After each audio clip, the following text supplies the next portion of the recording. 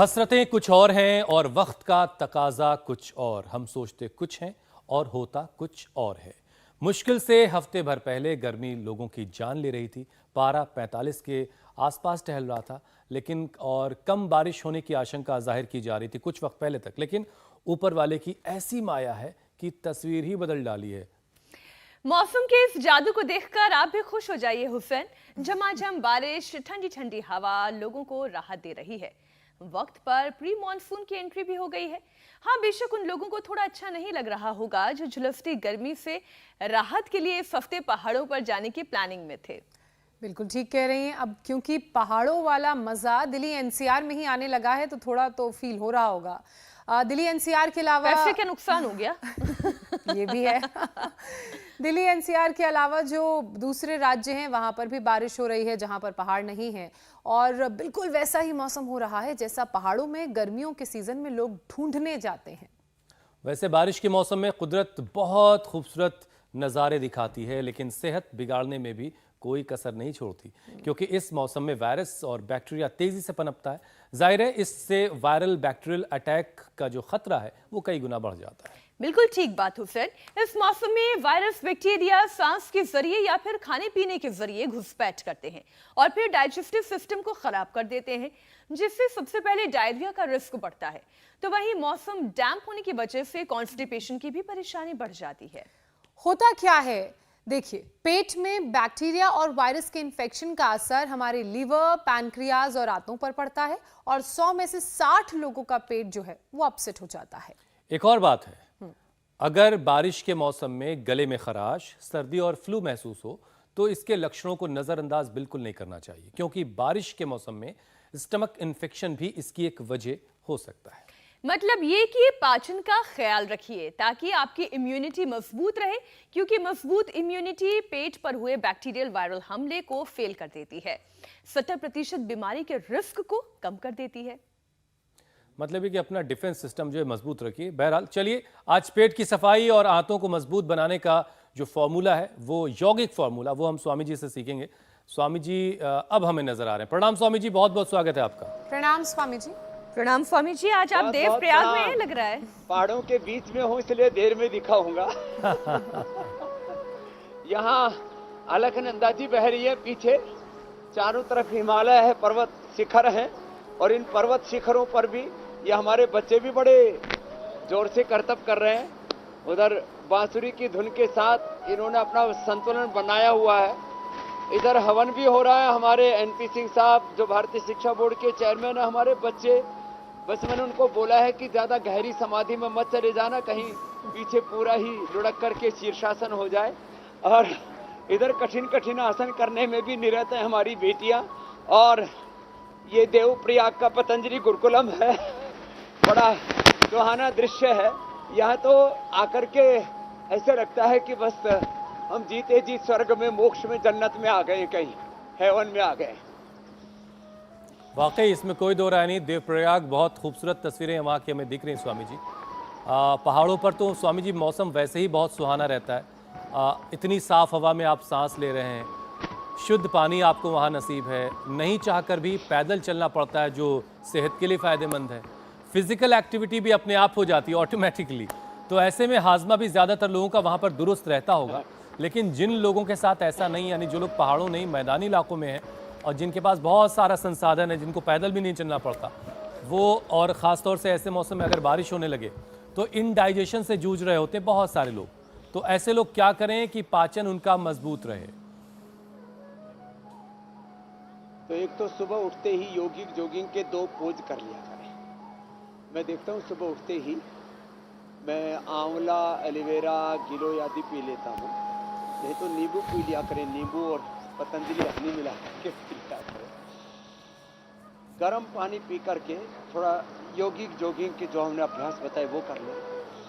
ताड़ासन, ये तिर्यक ताड़ासन। ताड़ासन में पूरा शरीर ऊपर उठाते, एड़िया उठ जाती है, पंजों पर पूरा भार आता है। तिर्यक ताड़ासन में ऐसे करते श्वास भर के सुबह उठते पेट बढ़िया साफ हो जाए तो इतना अच्छा सुकून मिलता है और मन प्रसन्न हो जाता है।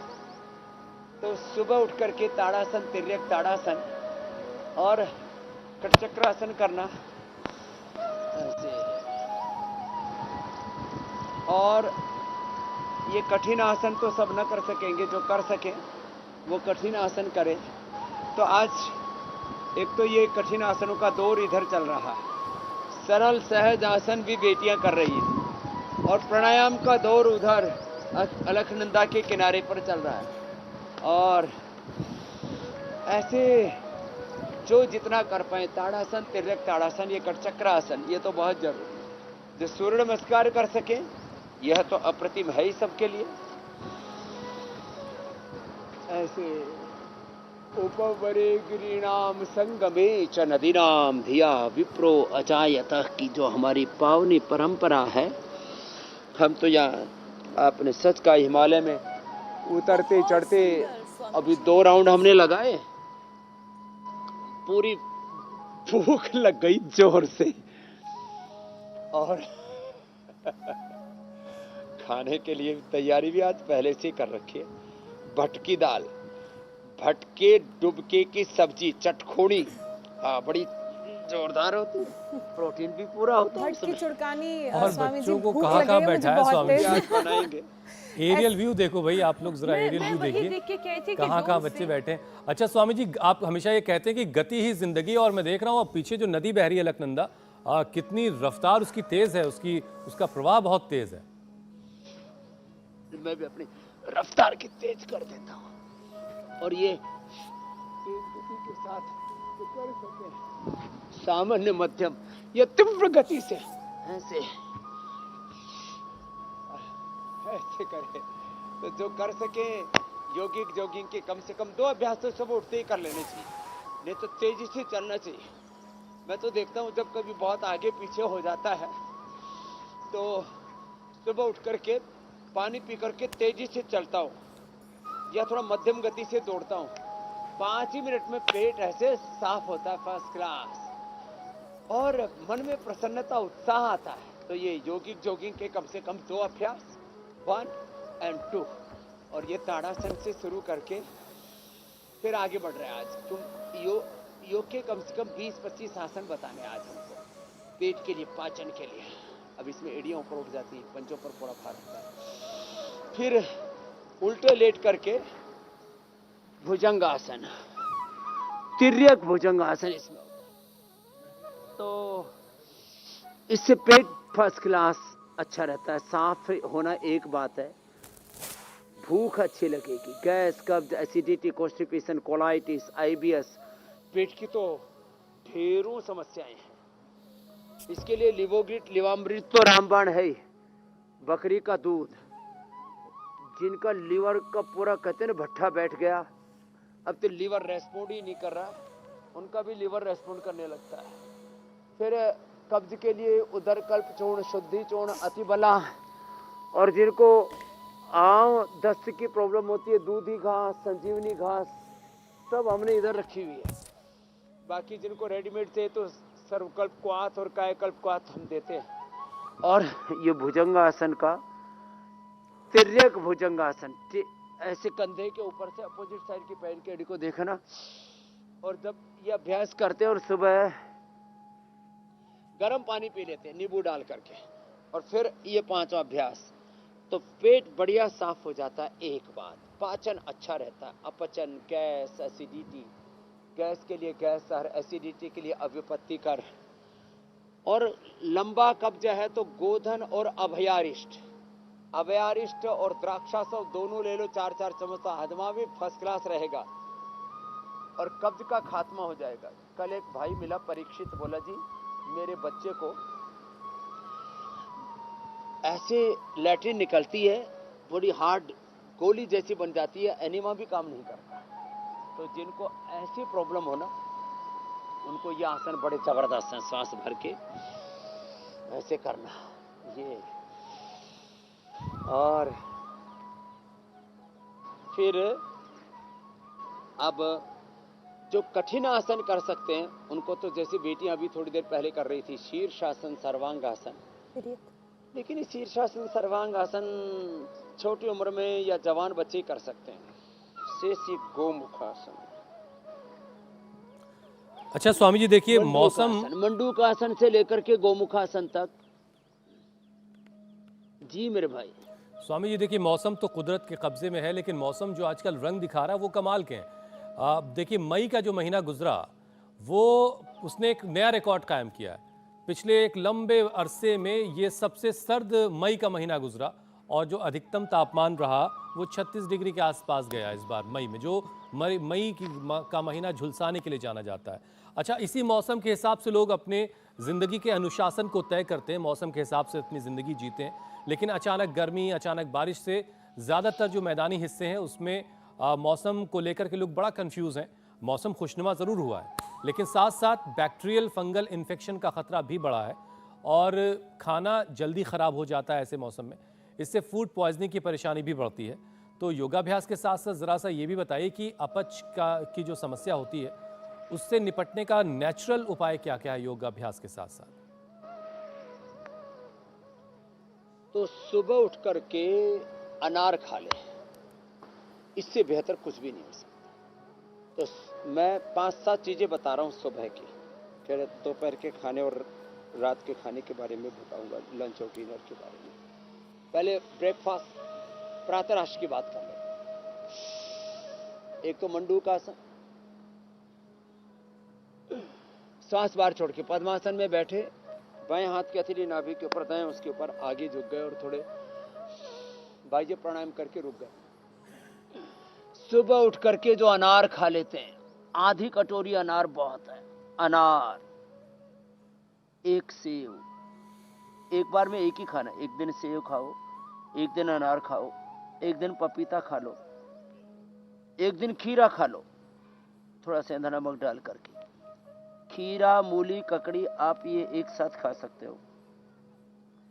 एक दिन आप खाली पपीता खाओ, एक दिन खाली अमरूद खाओ, एक दिन केवल अंकुरित खाओ। अंकुरित ये बहुत धीरे धीरे चबा चबा के खाया जाता है, थोड़ा सा सेंधा नमक डाल के खा लेना। जिनको बहुत गैस बनती है, थोड़ा पहले दिन अंकुरित को हल्का सा स्टीम करके खा लो, या किसी दिन टमाटर का जूस पी लो। एक दिन किसी दिन मिलेट खा लो, फिर एक दिन इडली भी खा सकते हैं, एक दिन पराठा भी खा सकते हैं, एक दिन दही खा सकते हैं। हम तो दही और बासी रोटी, आजकल तो हाजमे के लिए सबसे अच्छे, जो बासी रोटी में हेल्दी बैक्टीरिया होते हैं बहुत अच्छे होते हैं, बासी रोटी और दही, उसी से हमारा तो शरीर बना है। हाँ, दही और बासी रोटी खा करके हम बड़े हुए। खैर, ये तो रूटीन की बात की, नाश्ते की। दोपहर के खाने में पहले सलाद और बाद में पका हुआ खाना, अंत में मिष्टान।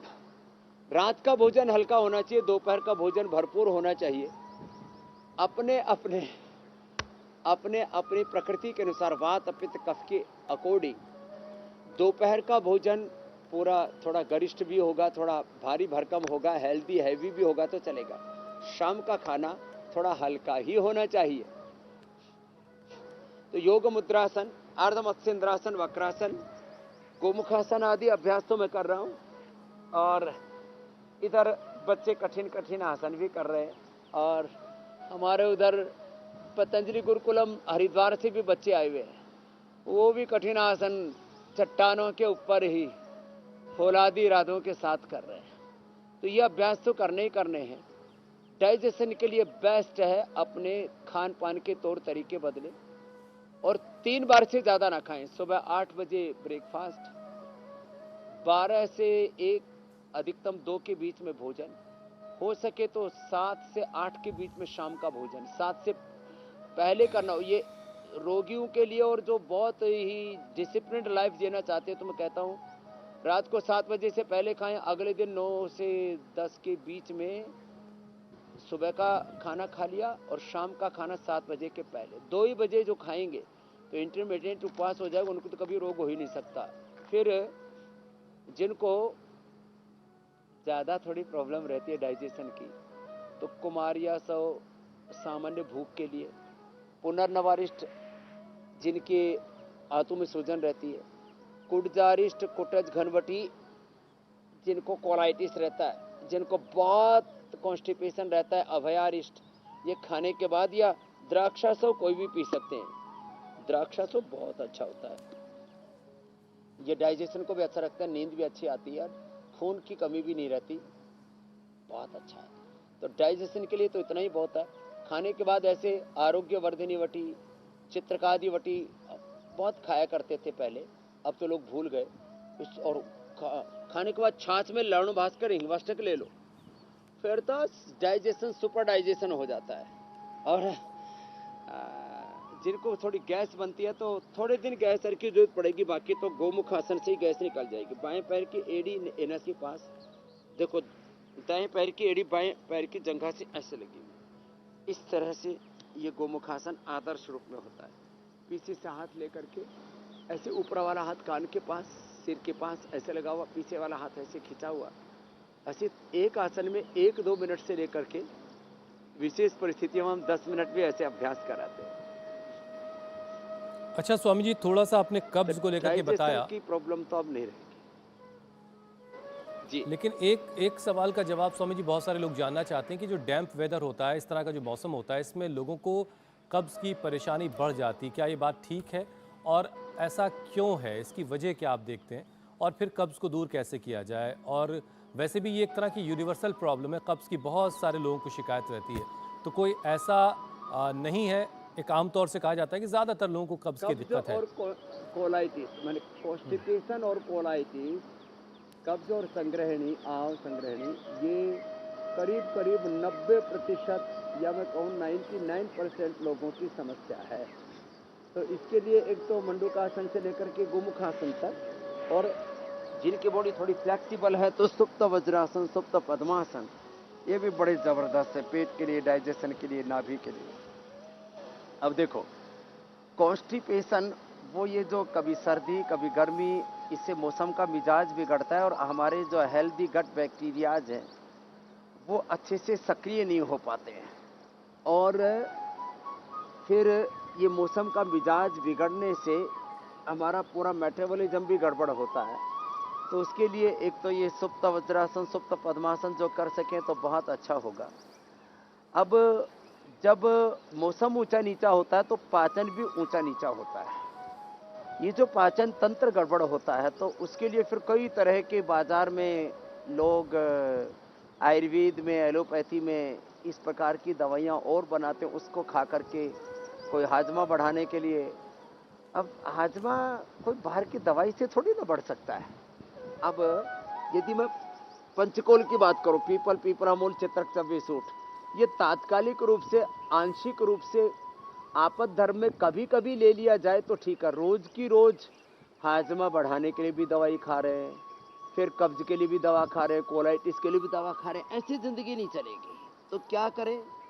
कॉन्स्टिपेशन का परमानेंट इलाज है, आप रोज पवन मुक्तासन जो अभी कर रहे हैं, पंजे नीचे दबे हुए, एड़िया नितंब के ऊपर ऐसे लगी हुई, दोनों हाथ की अंगुली को कंट्रोल करके ऐसे करें।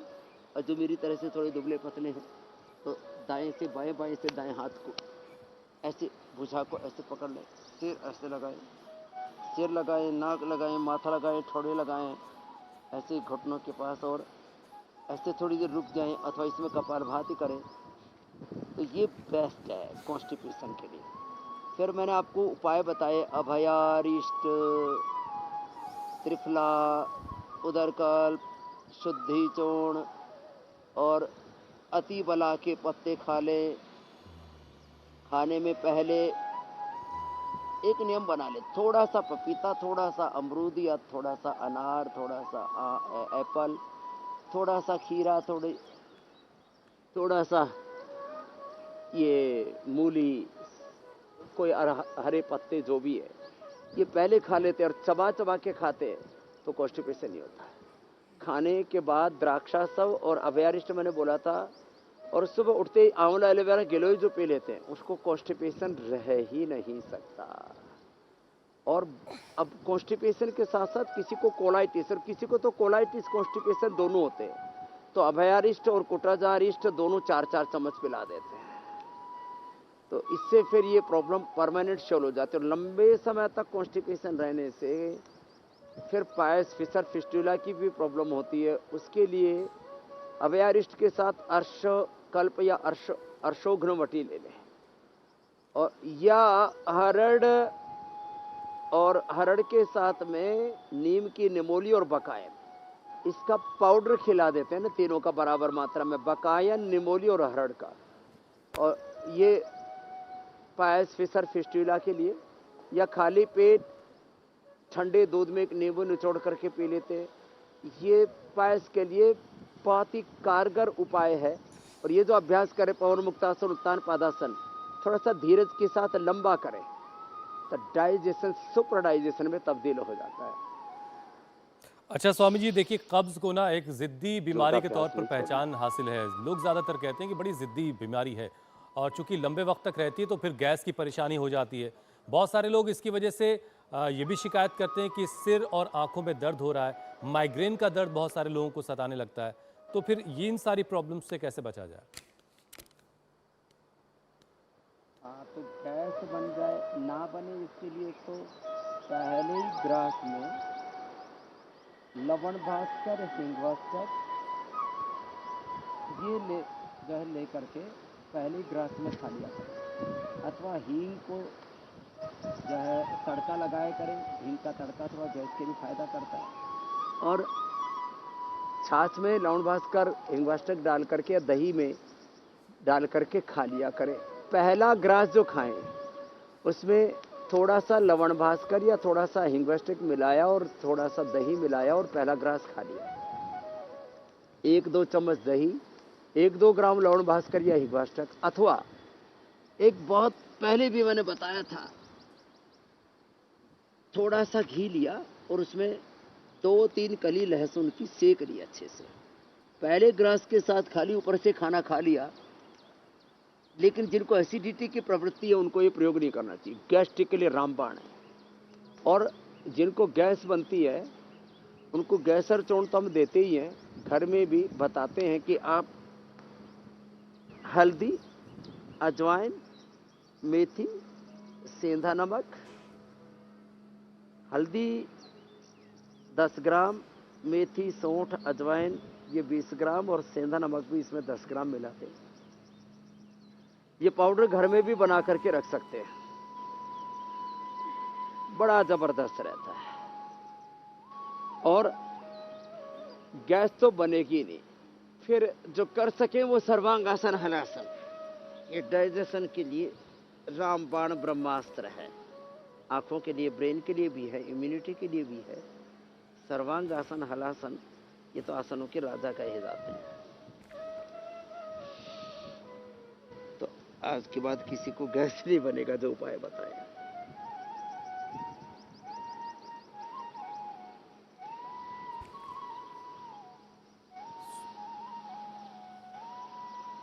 अच्छा स्वामी जी, कुछ लोगों का पाचन तो इतना ज़्यादा ख़राब होता है कि इधर कुछ खाया नहीं कि फ़ौरन उनको वॉशरूम जाना पड़ता है। लिवर टॉनिक पीने के बाद भी उनको कोई फ़ायदा नहीं मिल रहा होता, तो इनके लिए क्या उपाय?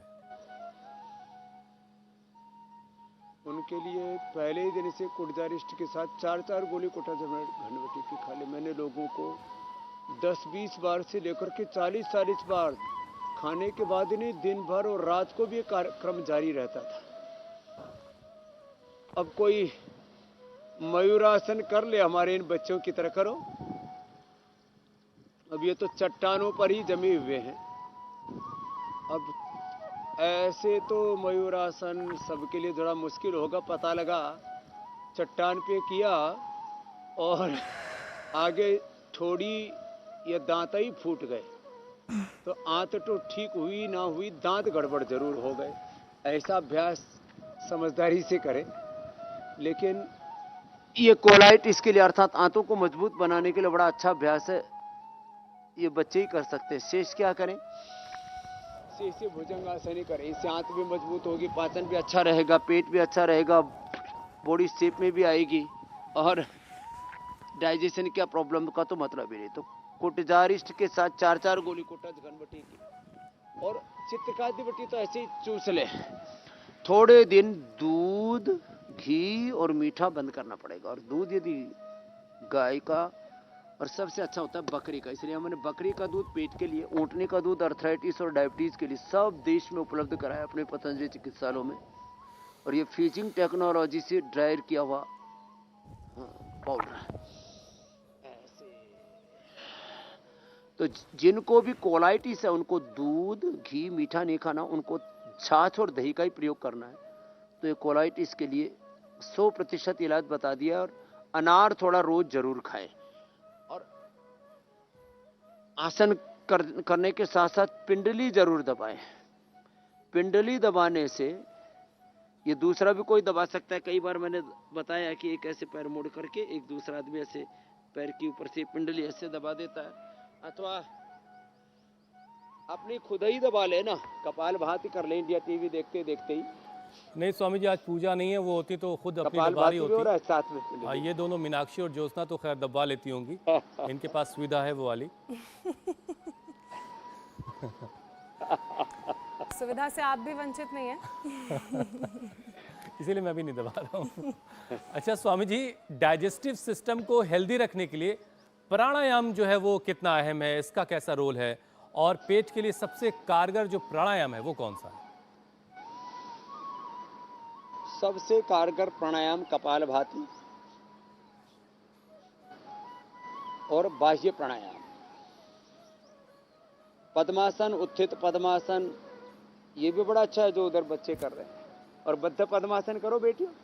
बद्ध पद्मासन, पीछे से पैर पकड़ लिए ले जाकर के हाथ, या उत्थित पद्मासन उठा के रख लिया ऐसे, 1 मिनट तक रखना ऐसे बद्ध पद्मासन। और ये कपालभाति और बाह्य प्राणायाम। ऐसी कड़ाके की भूख लगती है साहब, लोगों को भूख नहीं लगती, खा लिया तो हजम नहीं होता, निकलता नहीं, कॉन्स्टिपेशन ज्यादा जल्दी जल्दी निकल जाता, टिकता ही नहीं, कोलाइटिस। ये तो पेट की बीमारी है और इसी से पूरी जिंदगी नरक बन जाती है। सांस बाहर छोड़ा, पेट को अंदर खींचा।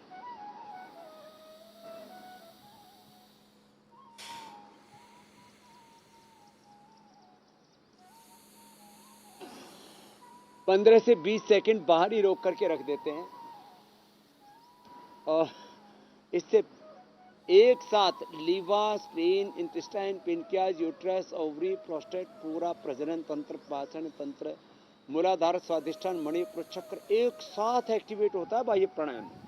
तो ये बाह्य प्राणायाम शरीर के शुद्धिकरण के लिए, भूख के लिए, डाइजेशन के लिए, पायस फिशर फिस्टूला के लिए, इनफर्टिलिटी के लिए, सेक्सुअल डिसऑर्डर्स के लिए, और जिनके शरीर के अंदरूनी शक्ति क्षीण हो गई है, ओजक क्षय हो गया, तो ऊर्ध्व रेता बनने के लिए बहुत ही जबरदस्त है। बस इसमें ध्यान मुद्रा देखो, पहले उंगली अंगुष्ठ को आपस में मिला, ध्यान मुद्रा। फिर ये वायु मुद्रा गैस के लिए, ये प्राण मुद्रा, शक्ति मुद्रा, अपान मुद्रा, ये अलग अलग जो मुद्राएं हैं ना, हाथों को अलग अलग मुद्राओं में रख करके, अब जैसे जिनको पेट की दिक्कत है तो ये वायु मुद्रा में ऐसे बैठ करके करें, तो ये मुद्राओं का भी विशेष लाभ होता है। 3 बंद के साथ बाह्य प्राणायाम सर्वश्रेष्ठ है। शेष को भस्त्रिका, ये तो रूटीन में ही करने चाहिए। जो भी आप बोलते हैं ना, बैक्टीरियल, वायरल, फंगल इन्फेक्शन, सर्दी गर्मी, मौसम का उतार चढ़ाव, इसके बीच में अपने भीतर उतार चढ़ाव ना आए, हम समता में बने रहें, इसके लिए भस्त्रिका, कपालभाति, बाह्य प्राणायाम के साथ साथ गला खराब नहीं हो, बार बार खराश हो जाती, तो बीमार होते हैं सबसे पहले गला खराब होता है, पेट खराब होता है। गला खराब ना हो इसके लिए उज्जाई, पेट खराब ना हो इसके लिए कपालभाति, बाह्य प्राणायाम, और फिर पूरी सर नासनाड़ियाँ ठीक रहें इसके लिए अनुलोम विलोम, और तनाव मुक्त रहें इसके लिए भ्रामरी उद्गीत और ओंकार की उपासना बहुत जरूरी है मेरे भाई, दैनिक जीवन में विषय।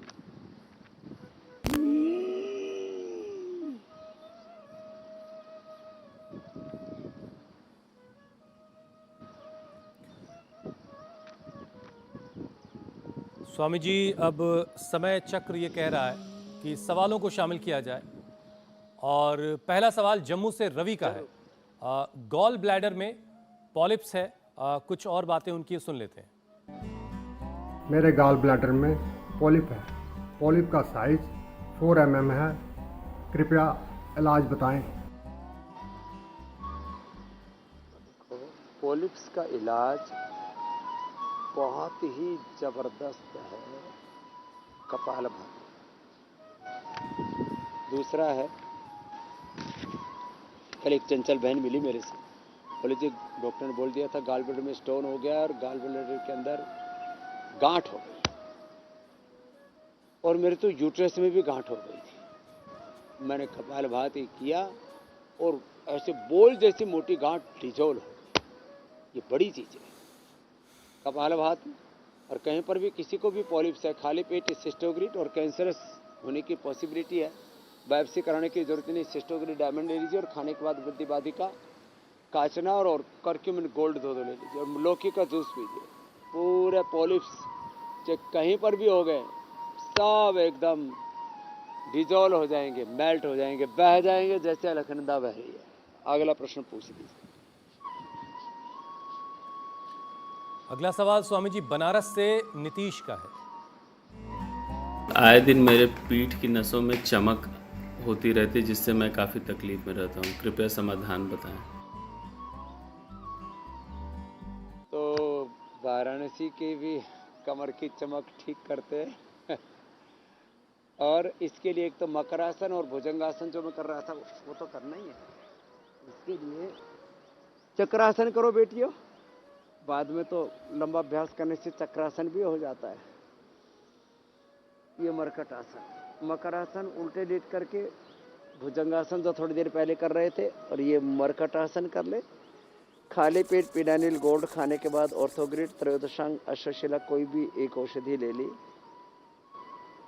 जबरदस्त तरीके से कमर अच्छी हो जाएगी। ऐसे मरकट आसन में घुटने पंजे पास में, फिर दूसरे में घुटने पंजों में 1.25 फीट का फासला, एक घुटना जमीन पर, दूसरा घुटना पंजे के ऊपर, ऐसे गर्दन अपोजिट साइड, होले होले आराम आराम से, स्लोली स्लोली, शनै शनै ऐसा करें। स्वामी जी आज संगम और किनारे फिर पैर से सीधे। योग की इतनी खूबसूरत तस्वीरें हम देख रहे हैं। आपके हर स्टूडेंट ने अलग अलग पहाड़ी चुन ली है, कोई अलकनंदा के किनारे पानी का मज़ा ले रहा है तो कोई पहाड़ी के ऊपर साधना कर रहा है, और आधा तो मन इन्हीं तस्वीरों को देखकर खुश हो गया है। अब एक सवाल और शामिल कर लेते हैं। गाजियाबाद से विकास का सवाल है, उनकी क्या परेशानी है वो भी सुनते हैं।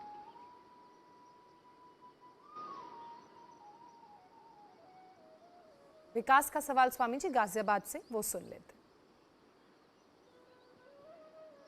एक सवाल पहले दिल्ली से राधा का ले लेते हैं। राधा क्या कह रही हैं वो सुनिए।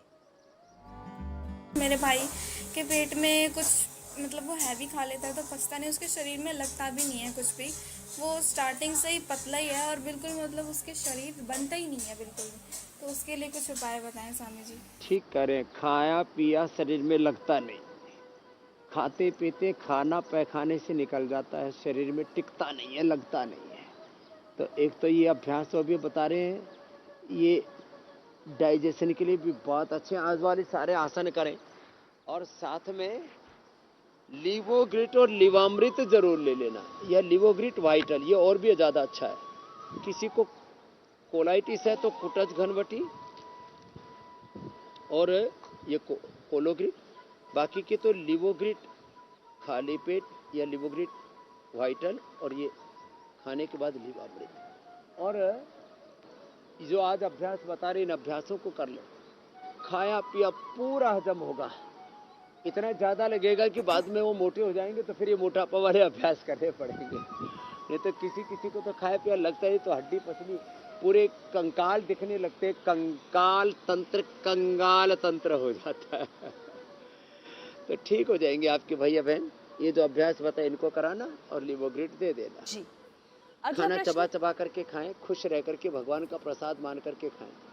और ये आप जो कह रहे थे ना, ये योग की गंगा, वेदों की, सनातन धर्म के, अध्यात्म की गंगा हिमालय से निकली और ये यहाँ संगम से होती हुई फिर अब हरिद्वार से लेकर के इंडिया टीवी ने अब तो द्वार द्वार तक योग की अलख जगा दी। रही तो पहले योग सीखने के लिए हिमालय, गंगा जी के, अलकनंदा के, मंदाकिनी के, जमुना जी के तीरों पर आकर के सीखना पड़ता था, गुफाओं में, कंदराओं में। हाँ, जैसे देखो उधर ये बड़ का पेड़ है, उसके नीचे गुफा बनी हुई है, अभी दिन में जाकर के वहीं तपस्या करेंगे। तो जो हिमालय में नहीं आ सकते उनके लिए इंडिया टीवी ने घर बैठे ही, बिल्कुल ठीक बात। हाँ, जी दर्शन हो रहे हैं हमें हिमालय के। स्वामी जी दिल्ली से अगला प्रश्न आ रहा है, ये सुधीर का सवाल है। मेरे बाल अभी से झड़ने शुरू हो गए हैं। मेरी उम्र 38 साल है और थोड़े थोड़े सफ़ेद भी हो रहे हैं, तो इनका क्या उपाय है? और ये देखो, बाल झड़ने वाली समस्या कतई नहीं होगी सुधीर जी। आप एक तो ये कर लेना, ऐसे जैसे हमारे हुसैन भाई करते रहते हैं। आज तो मैं कुछ हिमालय में ज़्यादा ही निमग्न हो गया था, मीनाक्षी जी को, हुसैन जी को देखा ही नहीं पा रहा था, क्योंकि चारों ओर जिधर देखता हूँ उधर तो ही तू है। गजब अजब नज़ारे हैं। और ऊपर से जो ड्रोन कैमरा है ना, उसके जो फोटो आते हैं ना, फिर तो ऐसा लगता है यहीं आकर के बस जाओ। एक घर अपना हिमालय में भी होना चाहिए। वैसे एक कॉलोनी मुझे काटनी पड़ेगी, और सबसे पहला गिफ्ट मुझे हुसैन जी, मीनाक्षी जी और ज्योत्सना जी को देना पड़ेगा। पूजा जी, आप निराश नहीं होना, 1 साल बाद आपका भी गिफ्ट में नंबर लिखा जाएगा। तो ये ऐसा कर ले, केश कांति एडवांस लगाएं। जो मीडिया के हेड है हिरेन जोशी जी, आदरणीय मोदी साहब के, उनके पिताजी जगदीश जोशी जी मुझे बोलने लगे, स्वामी जी 88 साल की उम्र है, केश कांति लगाता हूँ बालों में, दंत कांति दांतों में। ये लगभग 20 साल से मैं ये काम कर रहा हूँ। पहले तो केश कांति नॉर्मल था, अब आपका जब से एडवांस आ गया तो उनके मैंने देखा 88 साल की उम्र में बाल एकदम फर्स्ट क्लास और दांत एकदम फर्स्ट क्लास। तो ये और इसके साथ साथ बालों के लिए शीर्षासन, सर्वांगासन, अनुलोम विलोम, आंवले का जूस, आंवला एलोवेरा गिलोय का जूस तो अप्रतिम है ही है। जितना हम केमिकल से बचेंगे, केश कांति, और आजकल तो बालों के तेल में भी केमिकल आ गया, पैराफिन, LLP, जिसको मिनरल ऑयल कह करके परोसा जाता है, इन सब से बचें। केश कांति तेल, केश कांति नेचुरल शैम्पू, और सबसे अच्छा है छाछ में मुल्तानी मिट्टी मिला करके और उससे बाल धोएं तो ऐसे कंडीशनिंग हो जाती है और इतने बढ़िया साफ हो जाते हैं, क्या लाज। और मुल्तानी मिट्टी नहीं, ऐसे ही चिकनी मिट्टी, पीली मिट्टी, वह भी बालों के लिए अद्भुत होती है। मैंने भी कई बार जो है, अब हरिद्वार में जाएंगे तब फिर से एक बार करके दिखाएंगे। पूरा मड थेरापी ली हुई है और उससे पूरा शरीर बहुत अच्छा हो जाता है। जिनका डाइजेशन खराब, उनको पेट पर मिट्टी पट्टी भी हम रखवाते हैं, ठंडे पानी की स्वामी जी, पट्टी जिनका रखवाते हैं। डाइजेशन ये भी उसमें खराब है, अप्रतिम लाभ करती है मेरी बहन। कोई चीज़ खाने की कोई चीज़ देख करके भी अच्छा लगता हो, उससे भी डाइजेशन अगर ठीक होता तो ये भी बड़ा मज़ेदार बात होगी। लेकिन आज आप तो देवप्रयाग में हैं और आज आपने वहाँ से डाइजेस्टिव सिस्टम को मजबूत करने के लिए पूरा यौगिक सेशन करवा दिया। अब ज़रा हाजमा कितना मजबूत हुआ है इसका टेस्ट करने के लिए कुछ खाने के लिए भी होना चाहिए, तो आप उसकी तैयारी करें। तब तक मैं कल के कार्यक्रम के बारे में दर्शकों को बता देता हूँ। क्या आपके हाथ पैर में दर्द है, उठने बैठने में बुरा हाल है, सीधी नहीं हो पा रही है कमर, घुटने भी हो गए हैं जाम, हड्डियों पर मौसम का वार, यौगिक उपाय देंगे आपको इंस्टेंट आराम। तो कल सुबह 7:56 पर हमारे साथ जरूर जुड़िएगा और अपनी हड्डियों से जुड़े तमाम मुश्किलों का और तमाम परेशानियों का हल स्वामी जी से जानिएगा। तो स्वामी जी, अब हाजमे का टेस्ट करने का वक्त है। ये जो सोयाबीन है ना, इसको भून लेते हैं हल्का सा सरसों के तेल में या गाय के घी में, और इसको भून करके फिर इसको जो है सलबट्टे पर पीस लेते हैं, और पीस करके सरसों के तेल, तिल के तेल, जो भी नेचुरल ऑयल हैं, या गाय के घी में या मक्खन में छोंक लगा करके, और फिर ये नवरत्न के आटे की रोटी, ये मल्टीग्रेन रोटी ना बड़ी ज़बरदस्त होती है। अब खाने वाले ग्राहक भी हमारे पास तैयार हैं और इसकी बड़ी भी बन जाती है, सोया की बड़ी भी बन जाती है। तो ये चटकोनी भट्टे के डुबके की सब्जी तो सोयाबीन को भून करके अच्छे से पेस्ट करके, फिर हींग में, जीरा में और थोड़ी हल्की सी अजवाइन, मेथी आदि में इसका छोंक लगा करके और फिर खिला देते हैं। तो ये चटकोनी ऐसे चटके लेकर के खाते हैं। तो मैं अब इसको रोल बना करके दे देता हूँ बेटियों, आजकल रोल बना करके बहुत खाते हैं। पहाड़ी थाली है आज पूरी। तभी मैं देख रही हूँ तुम्हारी हंसी रुकने का नाम नहीं ले रही है। हंसी नहीं, मुझे स्वाद आ रहा है देख के। नीचे से पकड़ो। हाँ, तो आज इन बच्चों को खिला रहे हैं, आपके लिए पैक करके भेज देंगे। स्वामी जी, बहुत ये बहुत पहाड़ी धन्यवाद। थाली मीनाक्षी को ऐसे मैं ही खिला अपने दूंगी। देसी पकवानों के बारे में। ठीक है सर, जो स्वामी जी, अब आपसे इजाजत लेने का वक्त है। प्रणाम। आप प्रसाद बांटें और हमें अनुमति दें। बहुत बहुत धन्यवाद स्वामी जी। प्रणाम स्वामी जी। प्रणाम। बहुत बहुत शुक्रिया। इंडिया टीवी हर वक्त हर जगह डाउनलोड करने के लिए सर्च करें India TV news Google play store या ऐप स्टोर पर।